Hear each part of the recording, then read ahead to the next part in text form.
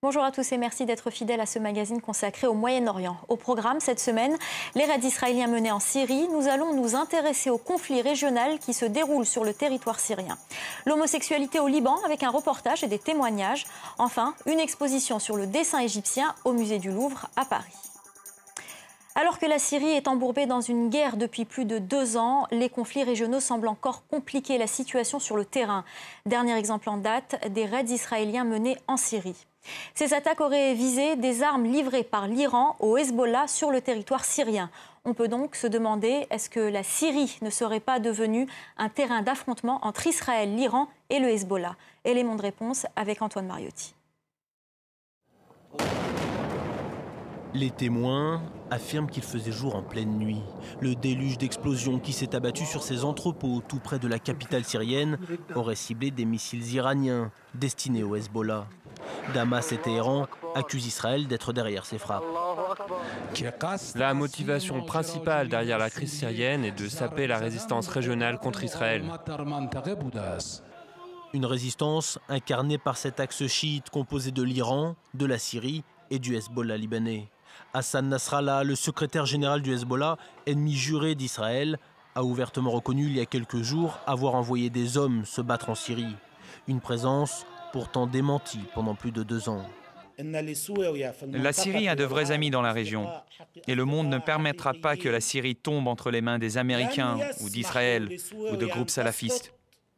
Ils ne laisseront pas faire ça. Les Iraniens, accusés par les Occidentaux de soutenir et d'armer Damas et le Hezbollah, refusent toujours d'admettre leur présence en Syrie. Ces nouvelles frappes laissent penser que l'Iran et le Hezbollah d'un côté, Israël de l'autre, s'affrontent à distance sur le sol syrien. Ce qu'Israël avait en tête, c'est que des missiles sol-sol étaient transférés au Hezbollah par la Syrie. Et c'est sans aucun doute ce qu'Israël décrit comme une ligne rouge. C'est dans la droite ligne de ce qu'a fait Israël dans le passé. Mais si Washington affirme que l'État hébreu a le droit de se défendre face à cette résistance, l'intervention directe d'Israël dans le conflit syrien inquiète certaines capitales. Si la situation et le conflit s'étendent aux pays voisins, alors la nature profonde de ce conflit pourrait changer.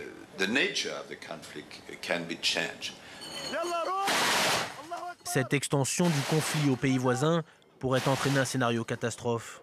La Syrie pourrait ainsi être réduite au rang de terrain d'affrontement, comme le Liban pendant plus de 3 décennies. Le conflit syrien est donc entré dans sa 3e année et depuis, près d'1,5 million de civils ont fui leur pays, selon l'ONU. La plupart d'entre eux se réfugient dans les pays voisins. Rares sont ceux qui parviennent à aller plus loin.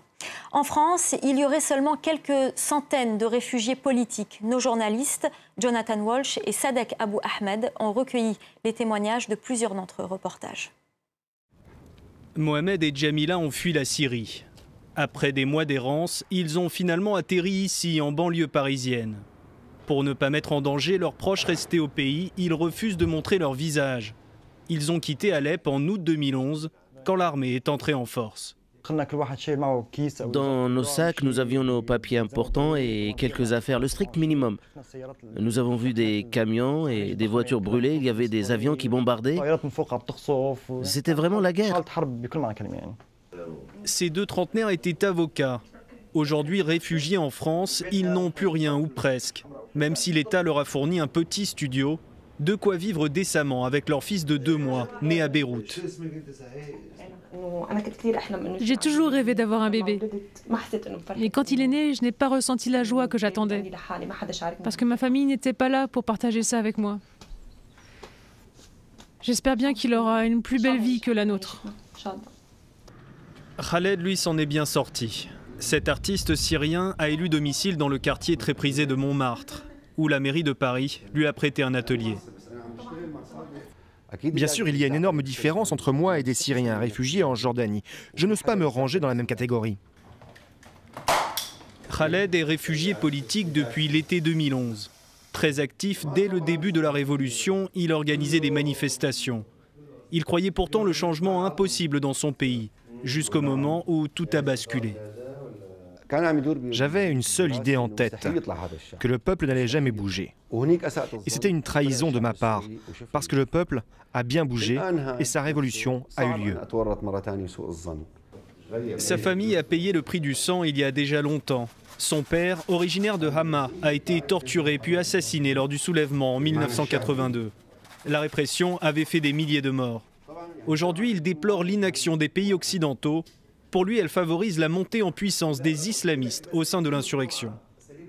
S'ils ont vraiment peur, alors pourquoi n'ont-ils pas utilisé le droit international, les Nations Unies pour nous aider? C'est notre droit d'être défendu, justement pour ne pas arriver à cette situation, pour empêcher cette idéologie extrémiste de prendre racine dans notre société.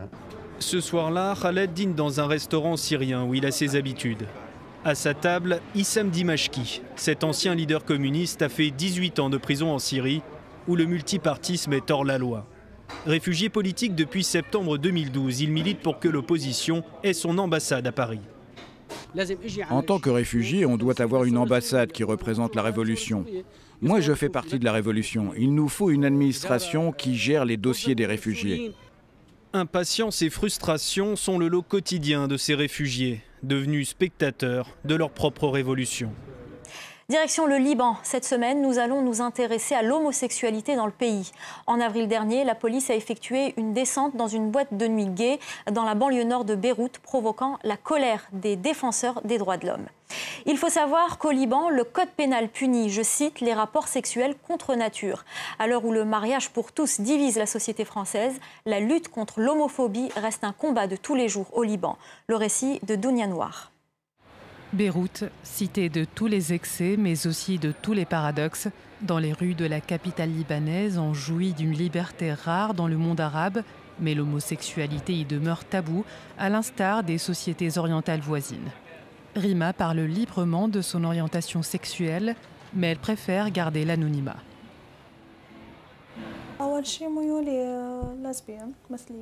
Je suis lesbienne. Je l'ai découvert à l'âge de 24 ans et ça ne m'a pas dérangée personnellement. Mais j'ai réalisé que ça allait déranger autour de moi, car nous vivons dans une société orientale qui aura du mal à accepter cela. Rawad, quant à lui, a découvert son attirance pour les hommes à l'âge de 16 ans. Seul le sexe avec des hommes me procure du plaisir. Mais il ne s'agit pas uniquement de sexe. Il s'agit également de sentiments. Personne n'est au courant de ma vie sexuelle. Les personnes qui m'ont le plus soutenu ont été mes amis proches et ma sœur. Mes parents n'en savaient rien. Fait inédit dans la région, il existe au Liban des structures d'accueil où les homosexuels peuvent vivre leur sexualité au grand jour. L'ONG LM en fait partie et lutte pour l'abrogation de l'article 534 du Code pénal libanais qui punit les rapports sexuels contre nature. Quand ils viennent nous voir, ils ont souvent peur que leur orientation sexuelle soit découverte. Avant, les personnes homosexuelles risquaient l'arrestation si quelqu'un les dénonçait. Mais nous avons mené plusieurs actions, notamment pour l'interdiction des tests anaux. L'Ordre des médecins nous a soutenus en publiant un communiqué indiquant que ces tests ne sont pas médicaux et qu'ils ne prouvent en aucun cas l'homosexualité de la personne. Mais pour la société libanaise, le chemin à parcourir pour l'acceptation des homosexuels semble encore long. On ne peut pas imposer à la société telle qu'elle est actuellement d'accepter les homosexuels, car elle n'est pas prête à assimiler cette catégorie de personnes. Elle va par conséquent opposer un rejet catégorique à l'homosexualité. Dans une majorité de pays arabes, l'homosexualité est un délit, passible au moins d'emprisonnement comme c'est le cas au Liban, voire de peine de mort comme en Arabie saoudite.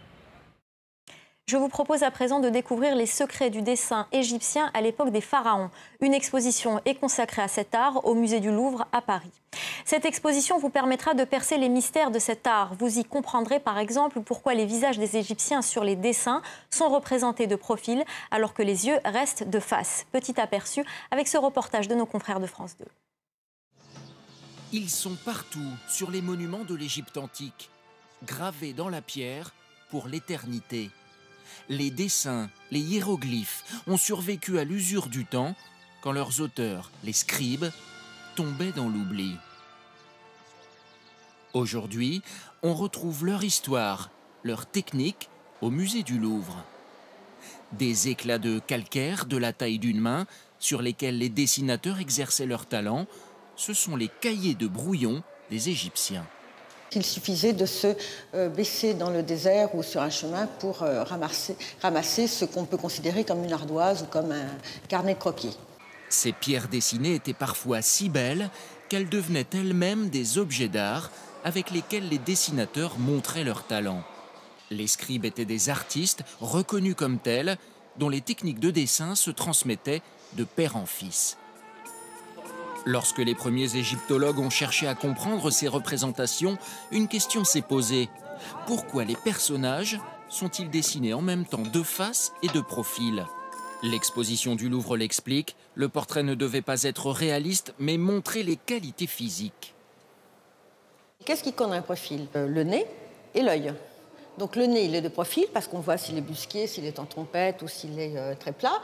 Et puis l'œil, c'est évidemment très important, donc il est présenté de face. Les épaules, c'est pour montrer la jeunesse et le côté très svelte du personnage et en même temps le fait que c'est un homme. C'est le plaisir de montrer finalement une silhouette.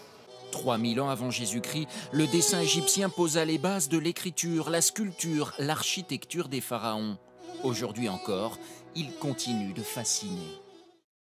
C'est la fin d'une semaine au Moyen-Orient. Restez avec nous sur France 24.